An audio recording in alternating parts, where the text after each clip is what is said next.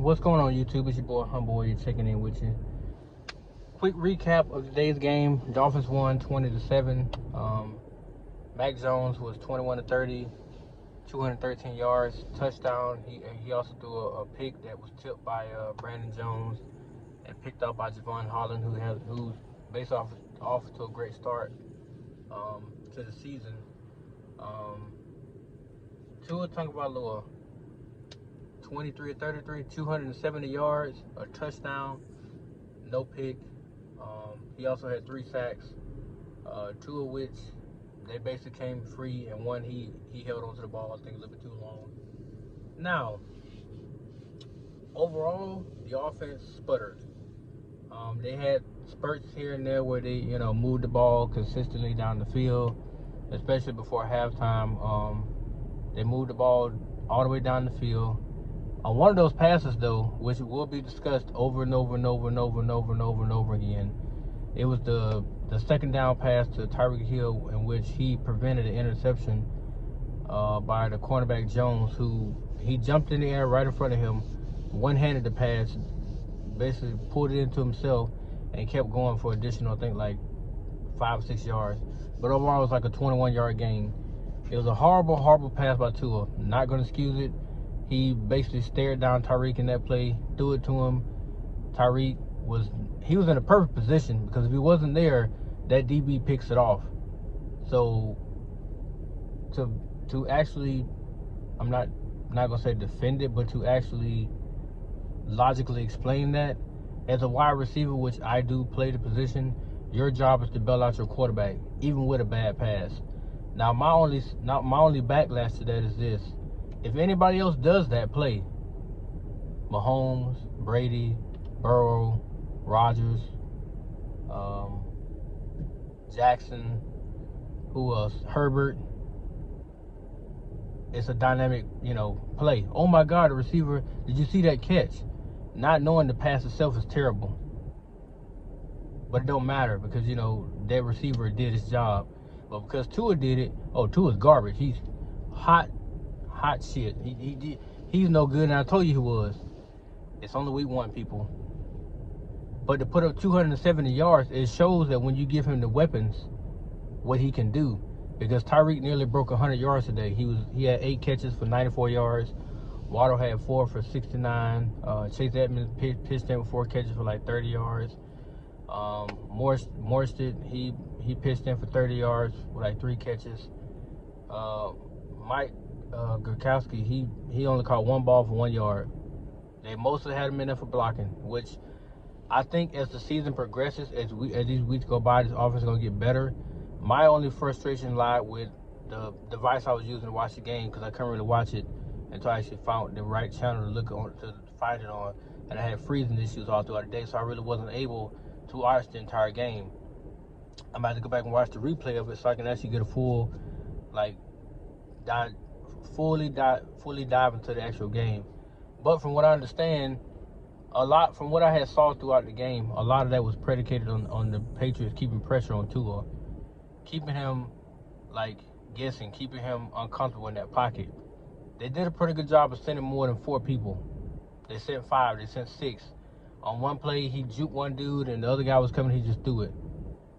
They gave him time here and there, but for the most part, most of it was predicated on pressure and stopping their run game. They shut the running game completely down. Chase Edmonds, Hakeem Morse, all of those 2 backs didn't do nothing. Myles Gaskin didn't even get in the game, I don't believe. He didn't even get an opportunity to play.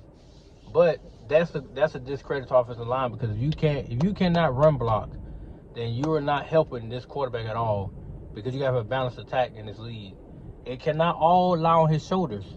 Now, today you saw him give you 270 yards. He led you down the field in the 4th quarter to give you that field goal, and then he closed the game out by getting you down to the red zone, and he kneeled from there. I wish he would have just went on and tried to cash in a touchdown. That's just me. But, hey, to me, Tua, he didn't play great, but he played really good. That's to me. His numbers will reflect that, but if you watch the game, to me, he looked comfortable most of the game. I'm sure he got frustrated because he missed Tyreek Hill over the middle. He missed Waddle once or twice. But that's a live and let learn situation. What I don't appreciate is people that continue to bash him after one damn play. One potential interception that he threw that Tyreek caught, and they say, he saved him, he bailed him out, he did his job. No, fuck bailing. He did his job. His job is to actually catch the ball, to be in the right position to prevent an interception. That's what he did. No matter how you like the pass, no matter how you want to bash the kid for throwing the pass, the receiver did his job. If he wasn't there to catch the ball, it's a clear pick. But Tyreek was in the correct position at the right time to catch that ball, and that's what he did. He didn't drop it. He caught it. Now, if he dropped it, then yeah, I understand the bashing. But he didn't drop it, did he? He caught it, right? And he proceeded on down the field. Now, people are not going to give him credit for the pass he threw to Waddle, which he split 3 defenders and took it to the house. That's not going to be mentioned. They of course, they're showing the highlights on ESPN because it's the first big play of the season, basically. But he's not going to get credit for that.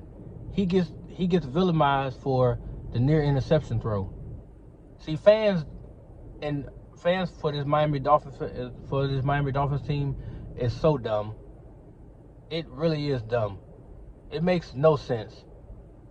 So he gets beat the hell down for that pass right there that was terrible. But he don't get no praise at all for the 42-yard pass he completed to Waddle. He threw it 20, Waddle took another 20 for a touchdown. But he don't get no praise for that. But he get villainized for the Tyreek Hill pass. Make it make sense. And he hit Tyreek a couple times where Tyreek was able to turn it to the field. Now, he threw one bad. I saw another bad pass he threw when Tyreek went all the way down to catch it. But that was due to the way he was throwing the ball, which I'm going to need Tua to work on his body positioning. If you want to throw the ball somewhere, you got to turn your body in that direction. It seemed like he was on the back foot when he threw the screen pass, and Tyreek caught it down low, but he was able to turn it to a 20-some yard gain because he has natural-born speed. So a lot of those big chunk plays he was getting was all by speed. Because last year, you wasn't seeing this. So if this is just an appetizer for what's to come, week 2, you may see more big splash plays. But they need that line to hold up. Because Tua was under duress a lot. It's only going to get harder from here. He has Baltimore. He has the Buffalo Bills in week 3. I'm just praying that they take care of business against Baltimore at Baltimore. They beat them up there. They come home to play the Bills. I'm just praying that it'll be a competitive game, that Tua stays on key with Josh Allen, and it becomes a good old-fashioned, shootout. Or one team is giving it to the other. Or maybe, God willing, the Dolphins defense stifling. They force a couple of turnovers and Tua will go out there and put it in the end zone a few times. But we have to, we have to lower our expectations to a degree because it's still a learning curve for the players. So to say, he should have thrown 3-4 touchdowns today. Did you not see the way they were playing their coverages? Did you not see what the front seven was doing to the offensive line? So in what reality do you live in to where if you only got 2.5 seconds to throw the ball, how do you get a deep bomb play? Or could you just live with the fact that you could throw it a decent way? Damn, it's flagging on my nerve. And live with them, getting the rest of it for you, which is pretty much what they did. Judge Wilson, Tyreek Hill, Jalen Waddle, the 2 running backs were actually helping Tua a whole lot by getting yak, by boosting his numbers up even harder because some of the throws he was completing were 10-yard passes, but they turned into bigger gains, 21 yards, 25 yards. He threw a couple over the middle. He threw a slant route to Waddle where I say he took it to the house in the first half. But that second half, I still feel like the offense was digressing to a degree into that last drive when they went down and got the field goal. And then the drive, they had to close it out. Now, they just got to put that together and start to score a little bit more so the defense ain't got to, do so much. Because defense was starting to crack to a degree. They did force a fumble, scoop and score. They did force an interception. So kudos to the defense. Great job.